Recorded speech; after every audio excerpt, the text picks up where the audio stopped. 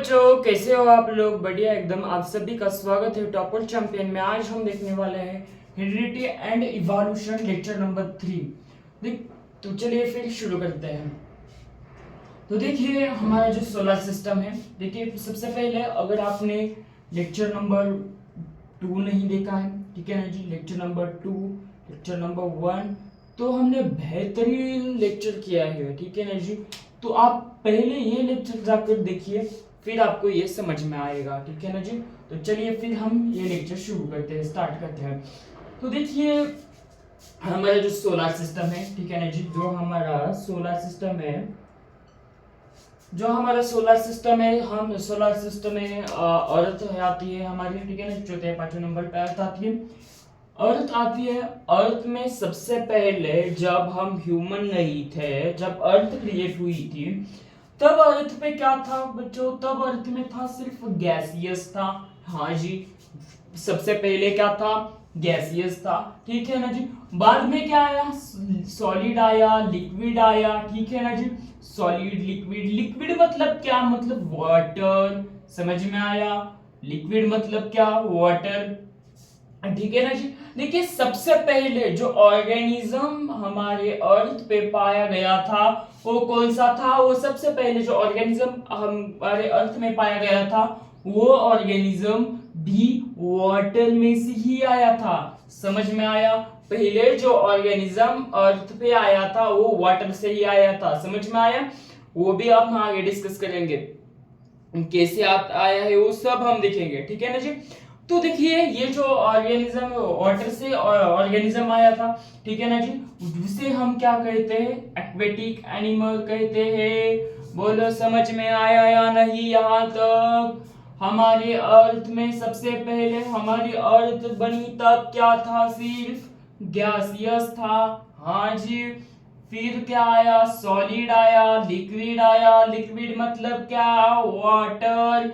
Water में से ही organism पहले आया था, ठीक है ना जी। ऑर्गेनिज्म आया था मतलब वो कैसा था? वाटर से आया था मतलब कैसा था वो एक्वेटिक एनिमल था।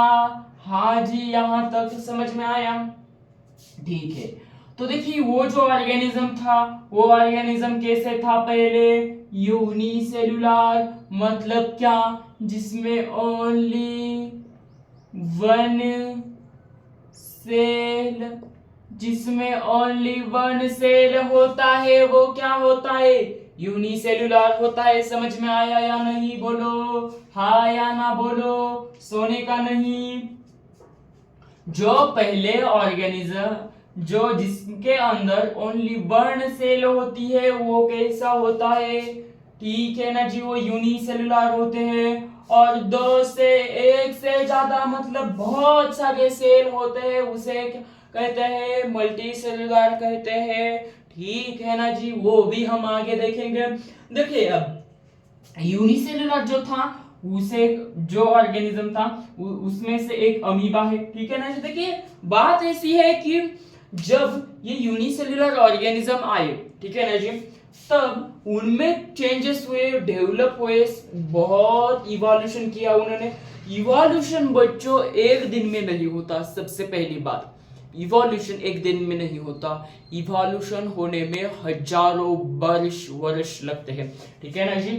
इवोल्यूशन होने में हजारों वर्ष लगते हैं, ठीक है ना जी। देखिए जब हमारी अर्थ आज जो दिख रही है आपको ऐसी हरी भरी रहस्यमयी गैसियस सॉलिड सब पार्टिकल है, ठीक है ना जी, नेचुरल सोर्स है, ऑक्सीजन है, इसको लगने में नहीं, ये तैयार होने में भी 3.5 बिलियन ईयर ऐसे लगे हैं, ठीक है ना जी।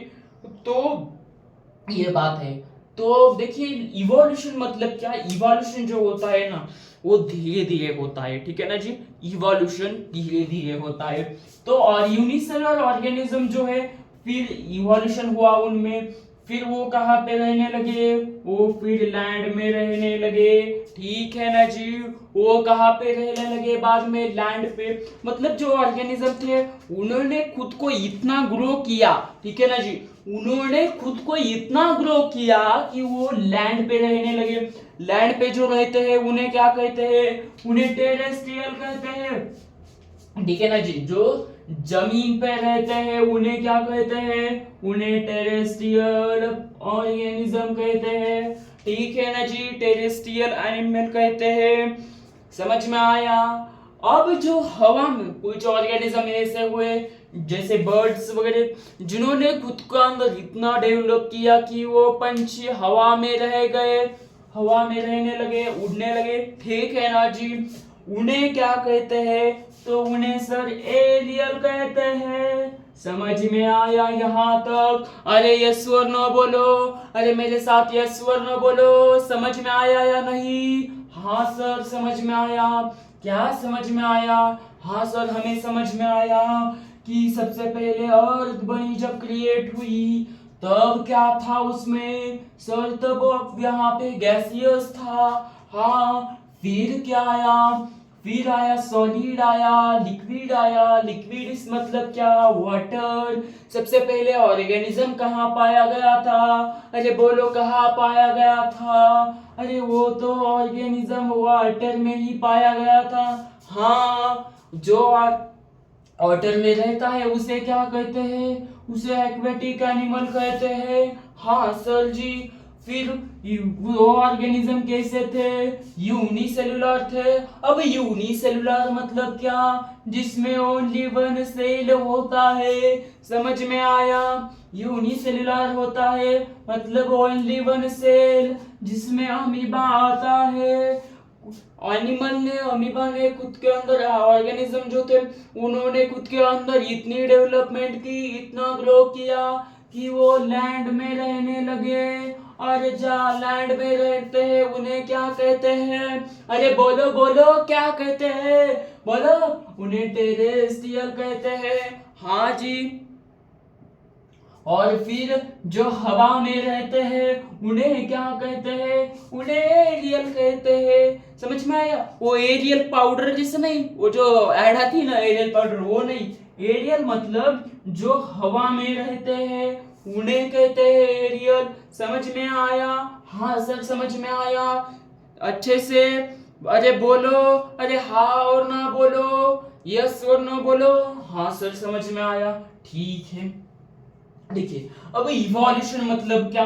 ठीक है ना जी, इवोल्यूशन मतलब क्या? देखिए इवोल्यूशन मतलब जो ग्रेजुअल चेंज होता है। ठीक है ना जी, evolution is the gradual change according in living organism और लॉन्ग ड्यूरेशन। मैंने क्या कहा? ऑर्गेनिज्म जो होते हैं, ऑर्गेनिज्म मैंने पहले क्या कहा? देखिए ऑर्गेनिज्म जो होते हैं, ऑर्गेनिज्म लॉन्ग ड्यूरेशन टाइम लगते हैं खुद को इवोल्यूशन करने के लिए, मतलब खुद के चेंज करने के लिए। ठीक है ना जी, जो लिविंग ऑर्गेनिज्म होते हैं वो लिविंग ऑर्गेनिज्म खुद के अंदर ग्रेजुअल चेंज लाने के लिए वो क्या करते हैं? लॉन्ग टाइम लगाते हैं। ठीक है ना जी, समझ में आया? मतलब देखिए अगर देखिए पहले बात ऐसी है कि देखिए पहले जो हमारे अब एक आपको पता होगा कि पहले से कहा मतलब कहा जाता है अभी भी कि हम इंसान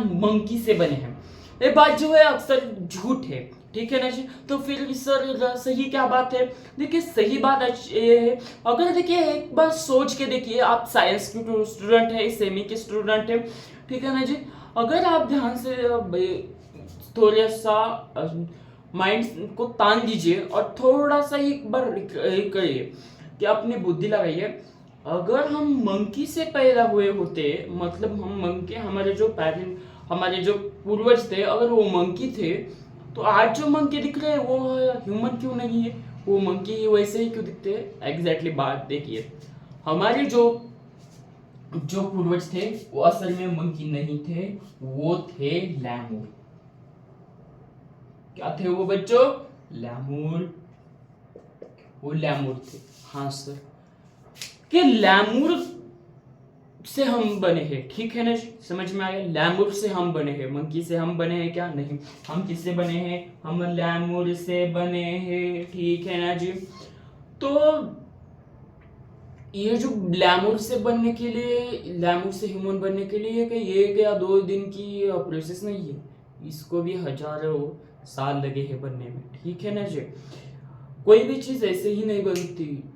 जो चीज अच्छी दिखती है उसको बनने के लिए बहुत टाइम लगता है, ठीक है ना जी,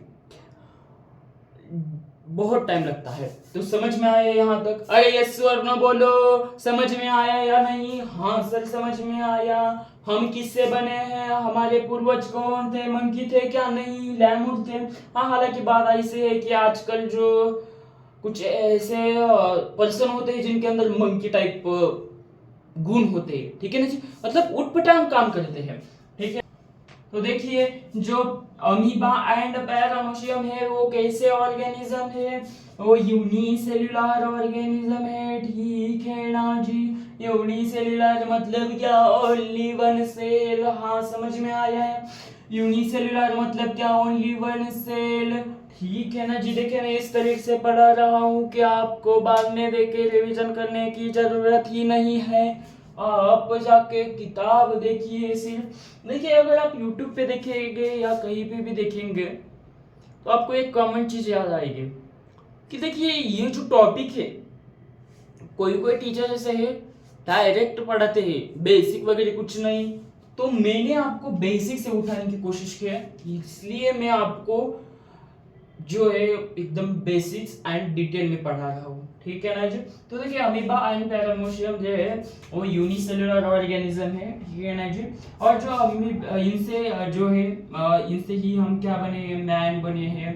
फिर समझ में आया, इनसे ही हम ज्वाइंट वेल बने हैं। ज्वाइंट वेल मतलब क्या? जो पानी में रहने वाले जो मछली होती है वो, ठीक है ना, जो बहुत बड़े वेल मछली वो बने हैं हम। ह्यूमन मैन मतलब क्या? समझ में आया है, ह्यूमन, ठीक है ना जी, ह्यूमन। और ये जो ज्वाइंट वेल है मतलब जो पानी में रहते हैं ना मछली, वो तो ऐसे यही से ये बड़ा हुआ है। समझ में आया यहाँ तक? अरे यस वरनो बोलो। हाँ सर समझ में आया, बहुत अच्छे से समझ में आया। तो चलिए फिर हम आगे बढ़ते हैं, आगे बढ़ा जाए। यहाँ तक क्लियर? कोई डाउट नहीं सर? तो चलिए फिर आगे बढ़ते हैं। तो देखिए, क्लोरेला जो है, क्लोरेला वो कैसे है? यूनिसेलुलर है, ठीक है ना जी। अब यूनिसेलुलर मतलब क्या होता है? जिसमें ओनली वन सेल होता है। मैं अब बहुत बार बता चुका हूँ, ठीक है ना जी। तो देखिए, क्लोरेला जो है ये यूनिसेलुलर है, जिसमें एक सेल है, ठीक है ना जी। और बना इससे क्या बना है? बनियान ट्री, ठीक है ना जी। इससे क्या बना है बनियान ट्री। अब देखिए, बनियान ट्री जो है वो कैसे है? मल्टी सेलुलर है, मतलब इसमें आप देख सकते हैं बहुत सारे क्या है, इसमें सेल है। बनियान ट्री में कैसे बहुत सारे सेल है बनियान ट्री में, ठीक है। इसमें क्या है? ओनली वन सेल, एक सेल में ही काम चलता है, हाँ जी। और बनियान ट्री में बहुत सारे होते हैं यार सेल, ठीक है ना जी। समझ में आया यहाँ तक? ठीक है ना जी। तो देखिए, यहाँ ये जो इवोल्यूशन है वो ऐसे हुआ, समझ में आया आपको? अब देखिए, जो ऑर्गेनिज्म होते हैं जिनमें इवॉल्व होते हैं, जो ऑल प्लेसेस में होते हैं, जो ऑर्गेनिज्म होते हैं हमारे धरती पे, जो ऑर्गेनिज्म प्रेजेंट है वो ऑल प्लेस पे होते हैं। ऑल प्लेस मतलब क्या? हर जगह पर होते हैं, ठीक है ना जी। अब हर जगह मतलब कहाँ कहाँ पे? देखिए, ईयर में होते हैं जैसे बर्ड्स, ठीक है ना जी। वाटर में रहते हैं बहुत सारे ऐसे मछली, छपक झपक, ठीक है ना जी। अब एक ट्रेंड आया है, मछली झपक, पानी में गई झपक, ठीक है ना जी। फिर लैंड में रहते हैं, लैंड मतलब क्या? अभी मैंने बताया, हाँ जी। वहां पे भी रहते हैं, लैंड में रहते हैं, उन्हें क्या कहते हैं? टेरेस्ट्रियल कहते हैं। और रॉक में भी रहते हैं, ठीक है ना जी। समझ में आया? ठीक है ना जी। अरे समझ में आया या नहीं? मछली पानी में गई झपक झपक, ऐसा ट्रेंड चल रहा है यार सोशल मीडिया पे। तो समझ में आया यहाँ तक? हाँ सर समझ में आया। तो ठीक है, चलिए आगे बढ़ते हैं। अरे आगे बढ़ाया ना जाए तो चलिए फिर आगे बढ़ते हैं। आगे कौन सा देखिए? तो सर आगे हमारा टॉपिक है थ्योरी ऑफ इवोल्यूशन। तो चलिए फिर थ्योरी ऑफ इवोल्यूशन देखते हैं। तो चलिए, स्टार्ट। तो देखिए अब हम देखते हैं थ्योरी ऑफ इवोल्यूशन। क्या देखेंगे अब हम? थ्योरी ऑफ इवोल्यूशन, ठीक है ना जी।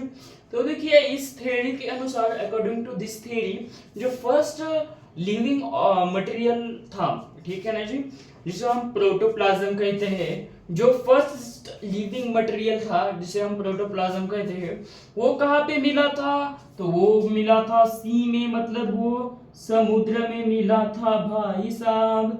अरे समझ में आया? मतलब जो फर्स्ट लिविंग मटेरियल, जो पहला जो लिविंग मटेरियल मिला था जिसे हम प्रोटोप्लाज्म कहते हैं, वो कहाँ पे मिला था? तो वो सी में मिला था। हाँ जी सर। और वो कैसे था? वो यूनिसेलुलर ऑर्गेनिज्म था, ठीक है ना जी। समझ में आया वो कैसे था? वो यूनिसेलुलर ऑर्गेनिज्म था, ठीक है ना जी।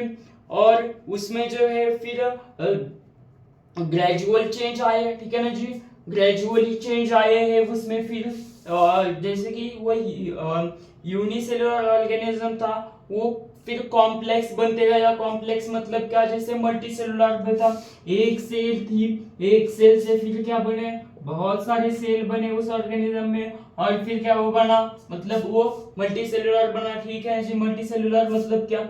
मोर देन वन सेल है, वन से भी ज्यादा सेल जिसमें होगे उसे तो कहते हैं, उसे मल्टी सेलुलर कहते हैं, ठीक है ना जी। हाँ सर समझ में आया। यहाँ तक जो यूनिसेलुलर ऑर्गेनिज्म थे उनमें ग्रेजुअली चेंज हुआ। यूनिसेलुलर ऑर्गेनिज्म थे वो कैसे बन गए? More complex. वो कैसे बने? अरे बोलो भाई साहब, अरे बोलो, इतना में चिल्ला रहा हूँ, बोलो वो कैसे बने? मोर कॉम्प्लेक्स बने। हाँ सर वो कैसे बने? मोर कॉम्प्लेक्स बने। मोर कॉम्प्लेक्स मतलब क्या? Multi cellular. हाँ सर समझ में आया। अब देखिए ये जो चेंज है, ठीक है ना जी, ये जो है, ये जो चेंज है, ये जो शो हो रहा है हमारे अंदर, ये जो शो जो हो रहा है वो ग्रेजुअली ड्यूरेशन चेंज, ये जो है कि 300 करोड़ ईयर लगे हैं इस चेंज को होने के लिए। अरे कितने की ईयर लगे हैं? 300 करोड़ ईयर लगे हैं। ये जो प्रोसेस हुई है, ठीक है ना जी, यूनिसेलुलर से मल्टी सेलुलर तो होने तक कितने? 300 करोड़ ईयर लगे हैं। बाप रे बाप, इतना बड़ा। तो 300 करोड़ ईयर लगे हैं जो चेंज होने में, ठीक है ना जी। ये जो ग्रेजुअल चेंज हुआ है, ड्यूरेशन टाइम जो है वो कितना है? 300 करोड़ ईयर है, ठीक है ना जी। और ये जो चेंज है, ये जो डेवलपमेंट है लिविंग ऑर्गेनिज्म में, इसे लीड इवोल्यूशन कहते हैं। ये जो है lead evolution different different type में होते हैं, एक टाइप में नहीं हुआ है। ये जो इवोल्यूशन हुए डिफरेंट डिफरेंट टाइप में हुए, वो भी देखेंगे हम कैसे होता है, ठीक है ना जी। वो हम देखेंगे, अच्छी तरह से देखेंगे, एकदम बेहतरीन देखेंगे, कह लेंगे उसकी, ठीक है ना जी। और ये जो लिविंग ऑर्गेनिज्म वो कैसे डिफरेंट डिफरेंट टाइप है, ठीक है ना जी। और ये जो प्रोसेस है, ठीक है ना जी, ये जो प्रोसेस है 300 करोड़ ईयर लगे, ये से वो लगे, लब लब लब लब, ये जो प्रोसेस है, ठीक है ना जी, प्लांट एंड एनिमल जो है, ये जो डिफरेंट स्ट्रक्चर्स है, फंक्शंस है ऑर्गेनिज्म से, बहुत सारा लफड़ा है। इसी को कहते हैं बच्चों, क्या कहते हैं? उसी को इवोल्यूशन कहते हैं। समझ में आया? हाँ सर समझ में आया। तो ठीक है, समझ में आया है। तो देखिए फिर हम अब देखेंगे भाई साहब, क्या देखेंगे इसके बाद? हम इसकी डिफरेंट डिफरेंट टाइप देखेंगे इवोल्यूशन के, ठीक है ना जी। तो चलिए फिर इवोल्यूशन के हम डिफरेंट डिफरेंट टाइप्स देखते हैं। चलिए फिर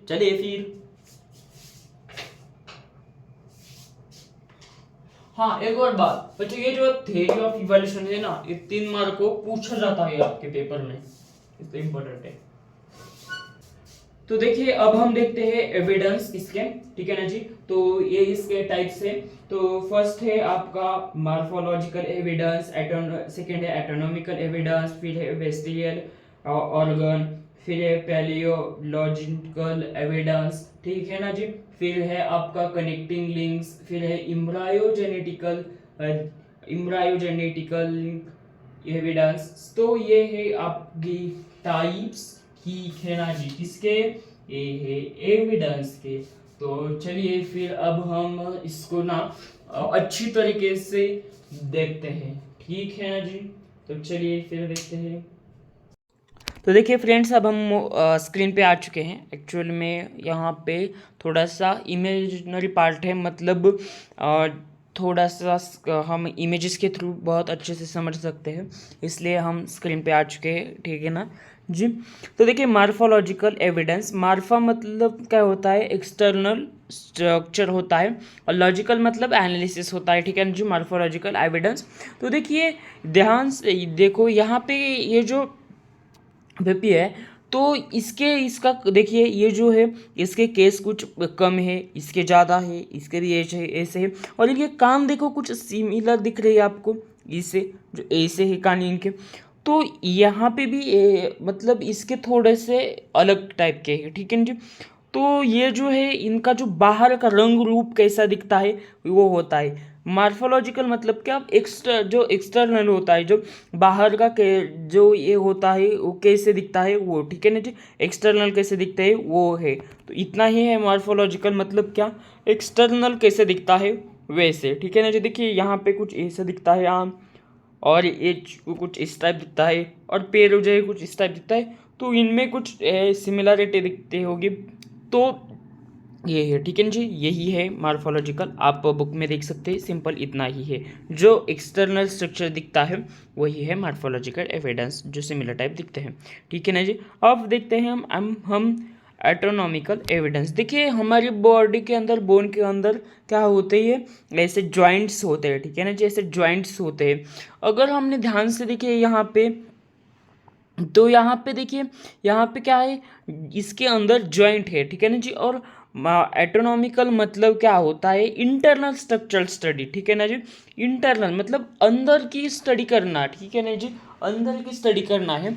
तो यहाँ पे देखिए, यहाँ पे कुछ सिमिलैरिटी दिख रही है हमें, हाँ जी, क्या दिख रही है, तो देखिए यहाँ पे जो है, यहाँ पे हमें जॉइंट्स दिख रहे हैं सेम, मतलब इनके जो, ये जो है एक ही इससे बने हैं। हमको तो पता है, हम पहले वाटर से ही, हमारा जो पहला लिविंग ऑर्गेनिज्म अर्थ का था, वो कहाँ से वो मिला था हमको, वाटर से ही मिला था, ठीक है ना जी।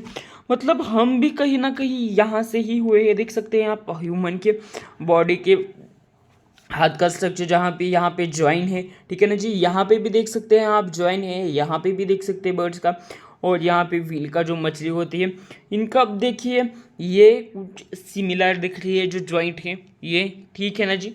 समझ में आया, इंटरनल स्टडी हम इसकी क्या करते हैं, स्टडी करते हैं, कुछ इस टाइप है। अब देखते हैं आगे का पार्ट है वेजिटेबल ऑर्गन। तो देखिए यह इसका कुछ उपयोग नहीं है, अगर हमारे बॉडी में नहीं होगा तो भी चलेगा।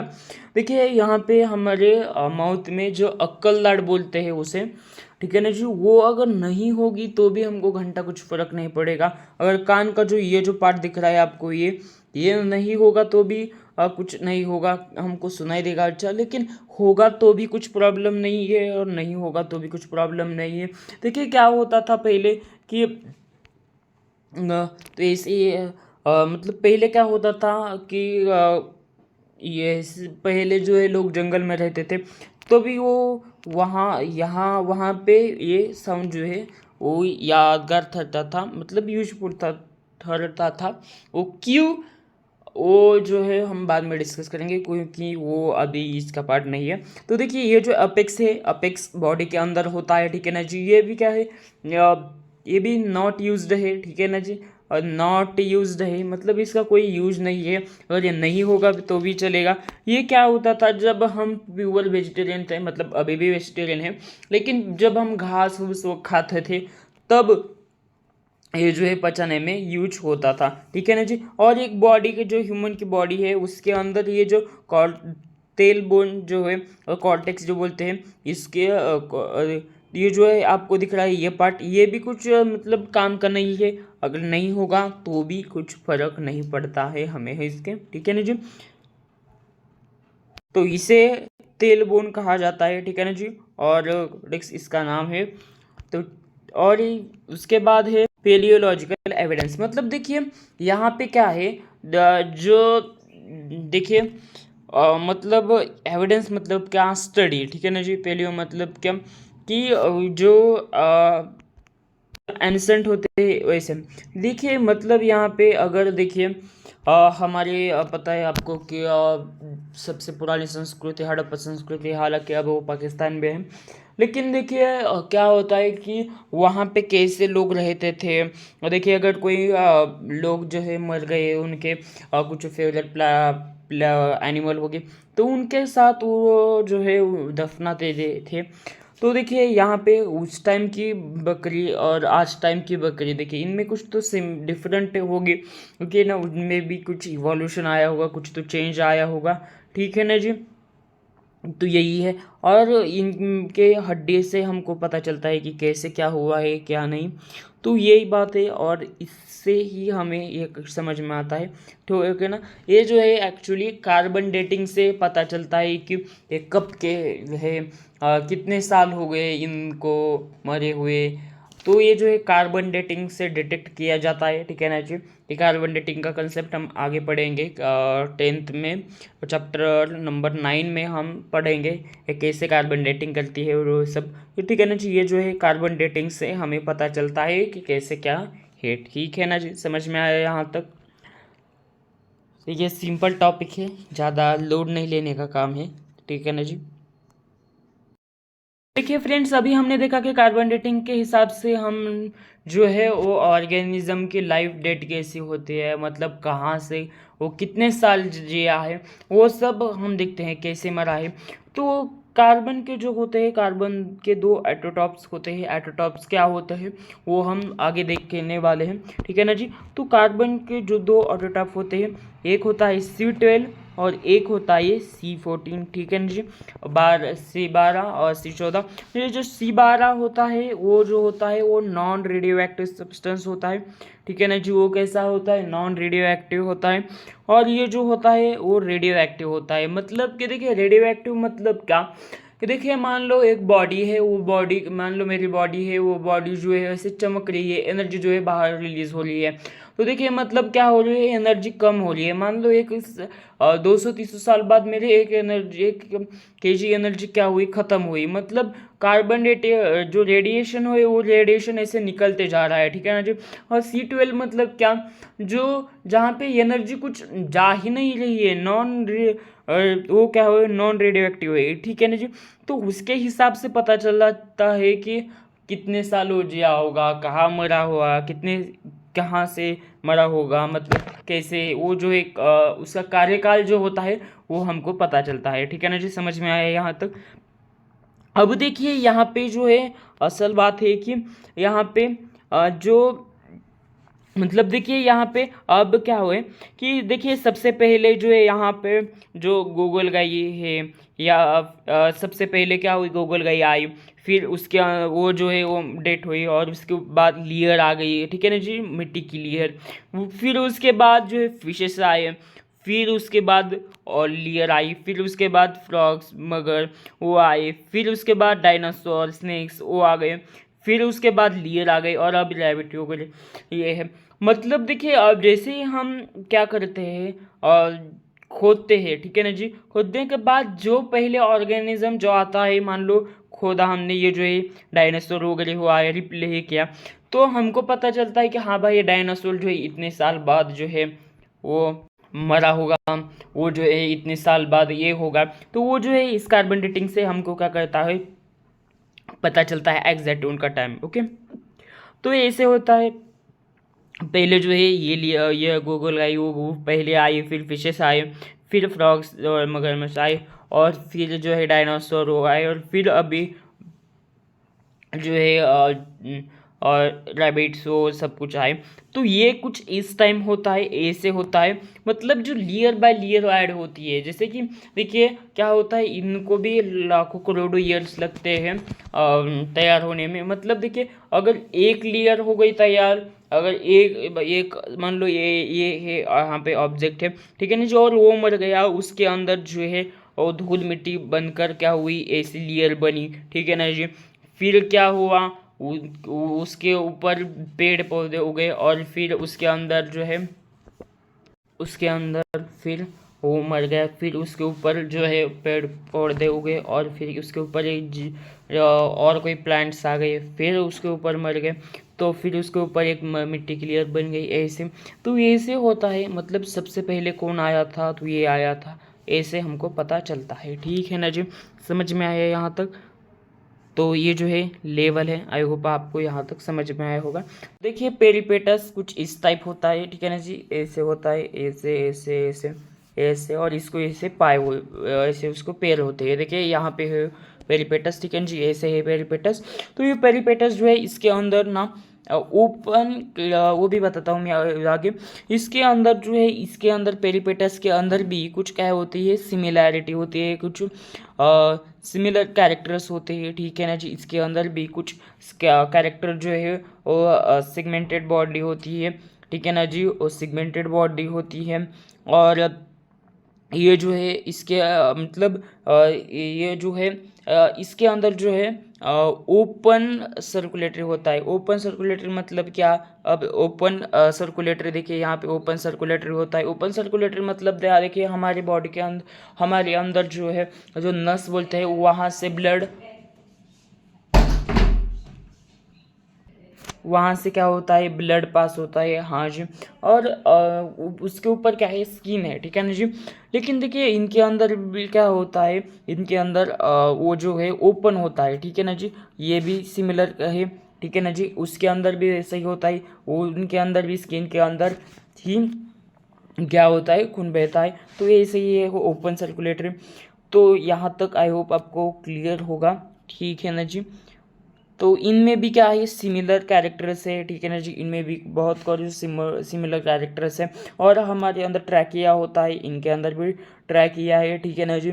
और ये जो पेरिपेटस है, इसके अंदर भी क्या है, ये है, देखिए यहाँ पे कुछ कुछ आपको सिमिलर दिख रहे होंगे। हाँ सर, यहाँ पे सिमिलर है। अब देखिए यहाँ तक समझ में आया होगा, तो चलिए फिर इम्ब्रायो जेनेटिकल कैरेक्टर्स देखते हैं क्या है।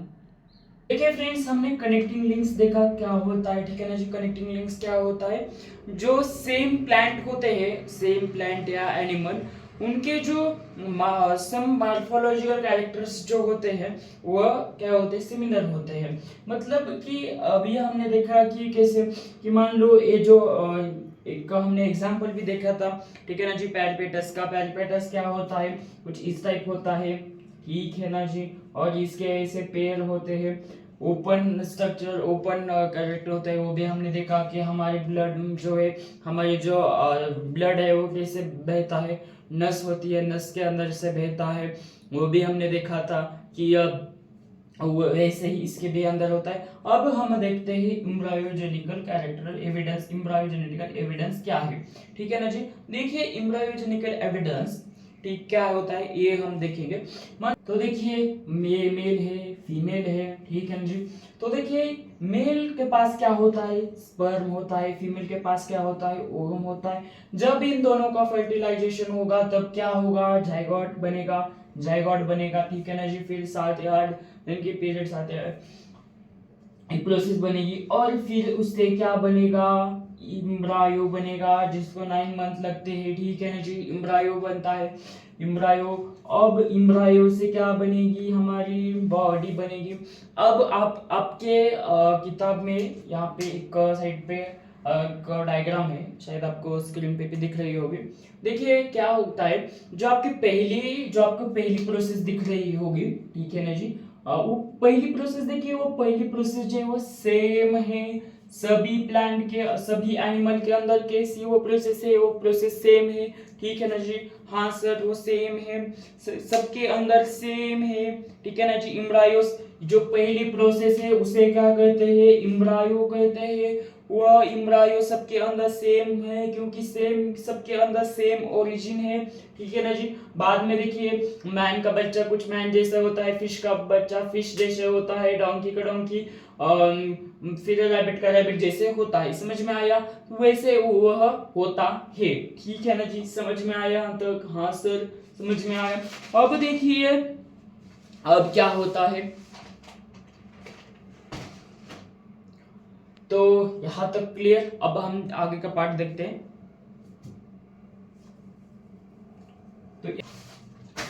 तो देखिए अब हम देखते हैं डार्विन्स थ्योरी ऑफ नेचर के, या उन्होंने एक थ्योरी बताई है। देखिए उनका बुक का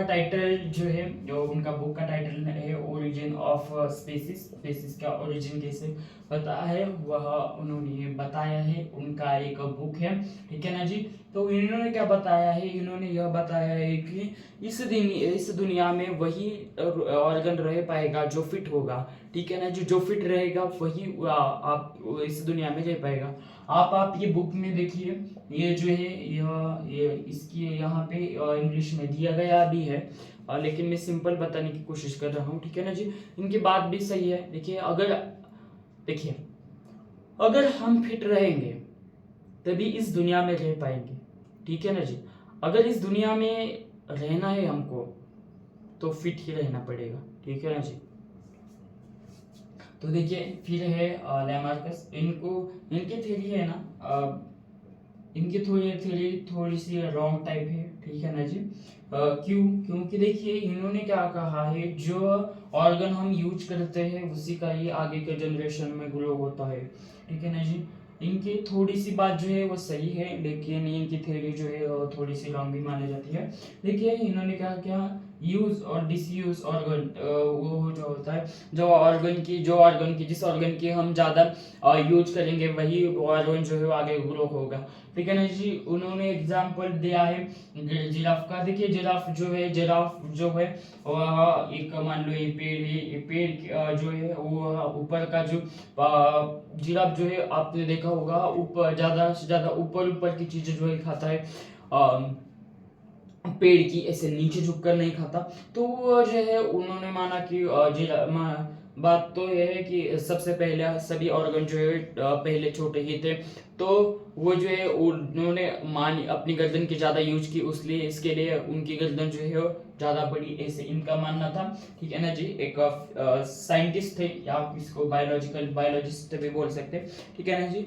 और इन्होंने एक लोहार का एग्जांपल दिया है आपके बुक में। लोहार के जो है उनके शोल्डर जो है वो शोल्डर बहुत अच्छे मजबूत होते हैं, और उनके आगे के जो ऑर्गन्स होते हैं, जो पीढ़ी होती है, जो नेक्स्ट जनरेशन होती है, उनके भी जो है शोल्डर होते हैं, वो शोल्डर भी बहुत अच्छे से स्ट्रांग होते हैं, यह इनका मानना है। लेकिन देखिए अगर ये जो है ये झूठ है, लेकिन कुछ बात सही है। देखिए अगर ऐसी हो तो मान लो किसी ने पीएचडी की है, ठीक है ना, मान लो अब मैं टीचर हूँ, तो ऐसे शायद थोड़ी होगा कि मेरा बेटा भी आगे जाके टीचर ही बनेगा, मेरे पास जो नया ज्ञान है वह उसके पास है। अगर ऐसे होता तो स्कूल क्यों ओपन करते भाई, स्कूल ही नहीं, क्योंकि ऑलरेडी हमारे पास नया ज्ञान है। तो चलिए फिर ऐसा नहीं होता भाई साहब, ये बहुत इसके लिए चीजें थोड़ी सी जाने दो। तो ये बात है। तो देखिए अब हम देखते हैं स्पेसिएशन क्या होता है। तो देखिए स्पेसिएशन मतलब क्या होता है, फॉर्मेशन ऑफ न्यू स्पेसीज, मतलब क्या, फॉर्मेशन ऑफ न्यू स्पेसीज मतलब नई स्पेसीज तैयार होना, ठीक है ना जी। अब स्पेसीज क्या होता है, देखिए स्पेसीज मतलब ग्रुप ऑफ ऑर्गेनिज्म। देखिए बात ऐसे समझे, जैसे कि मान लो एक अफ्रीका है, ठीक है ना जी, यहाँ के लोग कैसे होते हैं, काले होते हैं, ठीक है ना जी। और ये हमारे इंडिया के लोग हैं, ठीक है ना जी, यहाँ पे इंडिया के लोग हैं और यहाँ पे अफ्रीका के लोग हैं, ठीक है ना जी। हाँ यहाँ पे देखिए अफ्रीका की या फिर मान लो यूरोप की समझते हैं, अफ्रीका के और कंडीशन अलग है। मान लो यहाँ पे 50 डिग्री क्या है यहाँ पे टेम्परेचर है, ठीक है ना जी। यहाँ पे क्या है 50 डिग्री टेम्परेचर है, हाँ जी। और यहाँ पे है 60 डिग्री सेल्सियस, समझो ये इंडिया का कश्मीर वाली, यहाँ पे 60 है, ठीक है जी। देखिए यहाँ पे खाना जो है यहाँ पे खाना कम है, ठीक है जी, फूड कम है यहाँ पे, हाँ जी। और यहाँ पे क्या है ज्यादा, यहाँ पे वाटर फूड सब कम है। अगर ये समझो ये इंडिया है और ये जो है समझो यूरोप यूरोप में जो है अगर आप ठंड के वक्त देखोगे तो यहाँ पे है जो है पानी कम होता है और खाना भी कम होता है, ठीक है ना जी। अगर मान लो इंडिया का कोई इंसान अब पढ़ने के लिए या किसी और वजह के लिए गया यूरोप में, तो वहां पे वह इंसान एडप्ट करेगा खुद को, ठीक है ना जी। वहां पे वो क्या करेगा, पानी कम पिएगा, इन्वायरमेंट के हिसाब से रहेगा, ठीक है ना जी। समझ में आया, वो क्या करेगा, खुद को एडप्ट करेगा, इन्वायरमेंट के हिसाब से खुद को एडजस्ट करेगा। समझ में आया, यहाँ तक कम फूड खाएगा, कम पानी पिएगा। ये क्या हुआ, यह टेम्परेचर के इन्वायरमेंट के हिसाब से क्या हुआ वह बदल गया, ठीक है ना जी। इसे क्या कहते हैं, new formation of new species, ठीक है ना जी। और ये जो है ये जो है ग्राफिकल कंडीशन पे भी डिपेंड होता है, ठीक है ना जी। ग्राफिकल कंडीशन कैसी है वहां पे भी डिपेंड होता है, ठीक है ना जी। फिर फूड जो है, फूड फिर हैबिट्स वो सब पे डिपेंड होता है, ठीक है ना जी। फूड कैसा है, फिर अब बुक में दिया है आपने आपकी रिप्रोडक्टिव एबिलिटी, ग्राफिकली कंडीशन कैसी है वहां पे भी डिपेंड होता है, फूड हैबिट, फिर रिप्रोडक्टिव सिस्टम कैसा है, मतलब वो रिप्रोडक्टिव कैसे करता है, उसकी एबिलिटी कैसी है, इस पे सब पे क्या होता है, स्पेसिस जो है वो डिपेंड होता है, ठीक है ना जी। और उसकी जो डिफरेंट पीरियड होती है, मतलब जो पीरियड का अलग तरीका होता है, ठीक है ना जी। समझ में आया। अब यहाँ तक जो कुछ हिंदी पाठ है और कोई नहीं। अब हम देखते हैं ह्यूमन इवोल्यूशन, ठीक है ना जी। ह्यूमन इवोल्यूशन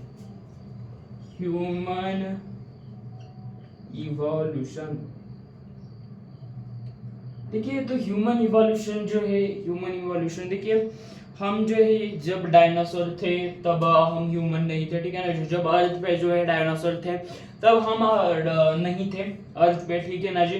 हाँ सर, तब हम नहीं थे। तब जो डायनासोर थे वो जो है पूरी धरती पे कहते डायनासोर थे, ठीक है ना जी। तब डायनासोर ही डायनासोर रहते थे। तब जैसे छोटे ऑर्गेनिज्म हो उनको कुचल के फेंक देते थे डायनासोर। देखिए, तब जो है वो ह्यूमन क्या करते, ह्यूमन वहां पे नहीं थे जब डायनासोर थे। तब क्या थे, वहां पे लैमूर थे, ठीक है ना जी। क्या थे तब, लैमूर, ठीक है ना जी। वहां पे क्या कर होते थे, पहले लैमूर थे। हाँ सर, लैमूर थे। वह लैमूर क्या करते थे, जब टेम्परेचर बढ़ा, ठीक है ना जी, अर्थ का जब टेम्परेचर बढ़ा तब वो कहाँ पे गए, जमीन के अंदर गए, जमीन के अंदर छुप गए, ठीक है ना जी। उन्होंने खुद के अंदर इतना इवॉल्व किया कि वो जो है टेम्परेचर को एडप्ट किए, टेम्परेचर को एडजस्ट किया, टेम्परेचर में वो रहना सीख गए, ठीक है ना जी। डायनासोर आज वैसे कर पाते तो शायद यहाँ पे डायनासोर होते, लेकिन उन्होंने वैसा नहीं किया। उन्होंने क्या के टेम्परेचर के हिसाब से क्या हुए, अडॉप्ट हुए, ठीक है ना जी। हाँ सर, टेम्परेचर के हिसाब से वो क्या हुए, अडॉप्ट हुए। और अब जो आगे का पार्ट है, आई थिंक आगे का पार्ट, ठीक है चलो फिर ये लेते हैं। अगर आप थोड़े से समझने की कोशिश करो, क्योंकि ये जो पार्ट है स्क्रीन पे लेने का है, लेना था, लेकिन अब देखिए, तो देखिए, तो ठीक है फिर फ्रेंड्स, अब हम स्क्रीन पे आते हैं, क्योंकि एक चार्ट है, ठीक है ना जी। उसके बिना हम नहीं कर सकते, क्योंकि वहाँ पे सब कुछ दिया गया है। तो चलिए फिर हम उसी से ही देखते हैं। देखिए, 17 बिलियन ईयर पहले कुछ लैमूर इस टाइप दिखता था, जो डायनासोर से बचा हुआ था, ठीक है ना जी। डायनासोर कैसा था, शक्तिशाली था। ये कैसे था, बुद्धिमान था। देखिए, एक मराठी में कहावत है, शक्तिपेक्षा युक्ति श्रेष्ठ, ठीक है ना जी। तो इसके पास क्या थी, युक्ति थी, इसलिए ये बचा हुआ है, ठीक है ना जी। जमीन के अंदर गया था वो। तो ये जो है, इसे क्या कहते हैं, इसे एशियंस एनिमल कहते हैं, ठीक है जी, एशियंट एनिमल कहते हैं। और ये जो है फिर इसको कहते हैं इजिप्टोपिथस, ठीक है ना जी। इजिप्टोपिथस कहते हैं इसे इजिप्टोपिथेकस कहते हैं।